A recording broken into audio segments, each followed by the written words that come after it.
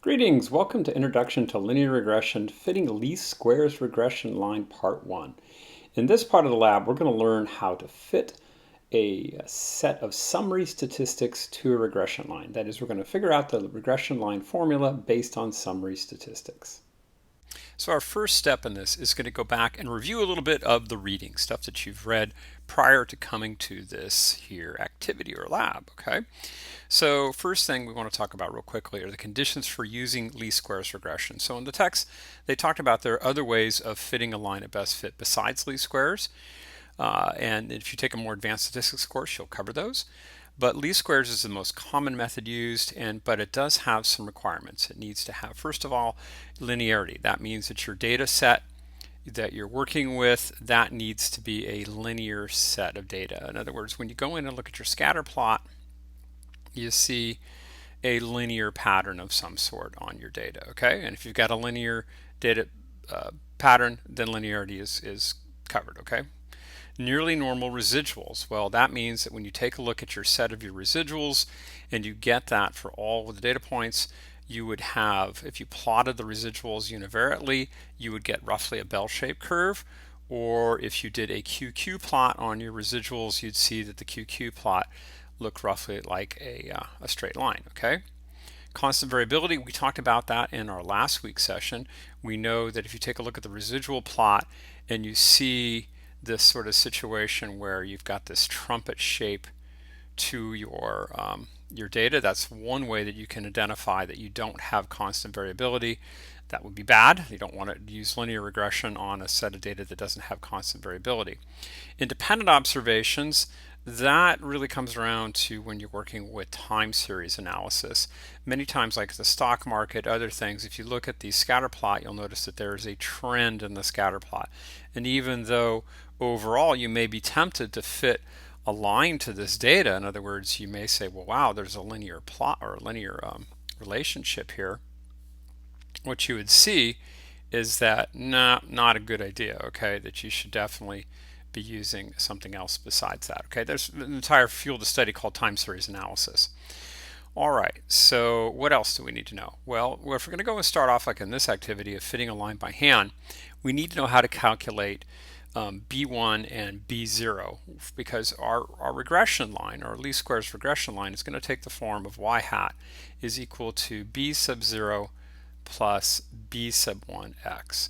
And just to remind you, this is your old pal y equals mx plus b. It's just the slope-intercept form of the line where you've got y is equal to b plus mx. We just write a little bit differently in statistics, but it's the same thing, okay? And similarly, this version of the line right here, which we'll talk about in just a second, is your old pal the point slope form. But before we get to that, let's come back up and talk about B1. So B1 here, this is your slope. As I said a minute ago down there when I wrote down y equals mx plus b. And the way we can calculate the slope from the summary statistics in regression analysis is that if we have the standard deviation of the y values, in other words, that's the SD of the y variables, and we also have the standard deviation of the x variables, and we form that ratio, and then we multiply that by the correlation coefficient. That's your old friend there from the last section, the correlation coefficient, and we will get back the slope of the line. Now, a couple of things to keep in mind here is that the y variable will have some form of units associated with it. The correlation coefficient, as we've said many times in the last, is unitless. That's a T there, and that's an E. No, it's an L. Yeah, okay, never mind. Let me get my eraser here for just a second because I don't want to reshoot this whole thing here. Let's make that look like an L. There we go. Okay, so it is unitless. And the x variable, that also has some sort of units, okay? So keep that in mind because we're going to be asked to interpret the meaning of the slope. And the meaning of the slope is going to be garnered for us through these units that are associated with our y variable and our x variable. Okay, let's come back down here and talk about this. This is just your old pal, the point slope form. And if you remember from your algebra experience, the point slope form said that if you give me a point and you give me the slope, then I can come in and I can tell you what the equation of the line is, right? So let's get rid of this down here just to get it out of our way. So what we're going to do in our situation today is we're going to come in and we're going to say, well, look, what I want to do is I want to take my slope that I got from my standard deviation of my y, my standard deviation of my x is that ratio, and my correlation coefficient, and I want to plug that in right here. In other words, that's where the slope's going to go. And then in the problem someplace, well, they gave us the standard deviations for the y variables, the standard deviation for the x variables, then they must have given us the sample means for them also. So this is the sample mean of the x variables. And this over here is going to be the sample mean of the y's. And as it turns out, that in every regression analysis, if we use least squares regression, the ordered pair x bar, y bar will be one of the ordered pairs that fits our regression line. In other words, this ordered pair right here will always be on our regression line. So that's why we can use the point slope form to do the calculation. We know that the mean of the xy's will be in there, and we can plug them into the formula. All right, so enough chit chat about this. Let's go ahead and actually start thinking about a problem, okay? One thing on my way out, just before we go do that, this is straight from the textbook. It's the tip in the book, and this is definitely comp book worthy, okay? So if you have not yet put that in your comp book, really good idea. So to say that in passing, let's move on, okay? So we have problem 713. 713 is the Coast Starlight Part 1. The Coast Starlight Amtrak runs from Seattle to Los Angeles. The scatter plot below displays the distance between each stop in miles and the amount of time it takes to travel from one stop to another in minutes. Now what you're going to notice, this is actually a problem from the previous module. It's just we need to review the problem because we're going to need all this information to do 7.25, which is from this module.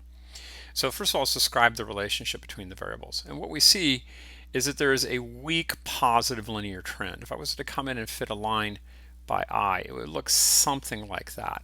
So describing that trend, let's go back over to our actual lab sheet here. Let's go into RStudio for a moment. We would say that the relationship between travel and time, it looks like there is a weak linear association, and that it's positive, right? Of course, you could say weak positive linear association and save yourself having to put this in parenthetically, okay? All right, so they say, how would the relationship change if the travel time was instead measured in hours and the distance was instead measured in kilometers? Well, what do we know? Well, we know that the relationship would not change, just the units would. Whereas the relationship would be the same.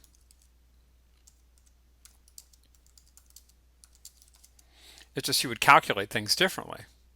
In other words, correlation would remain the same.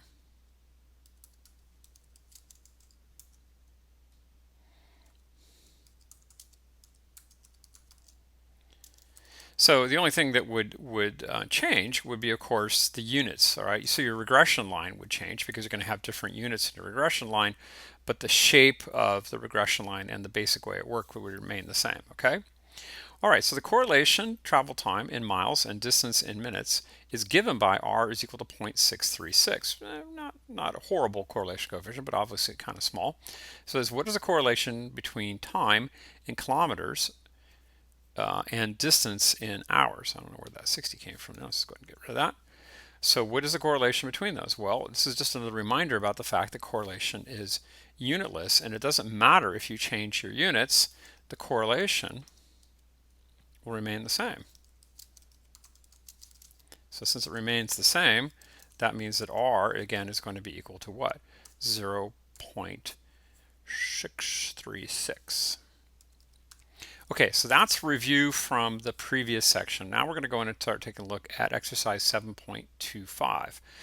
But that's going to take us a long time to get through. So what we're going to do is take a little break from the action, so to speak, and we will come back and do that in part 2 here, okay? So we'll take a little break and we'll do fitting least squares regression lines part 2.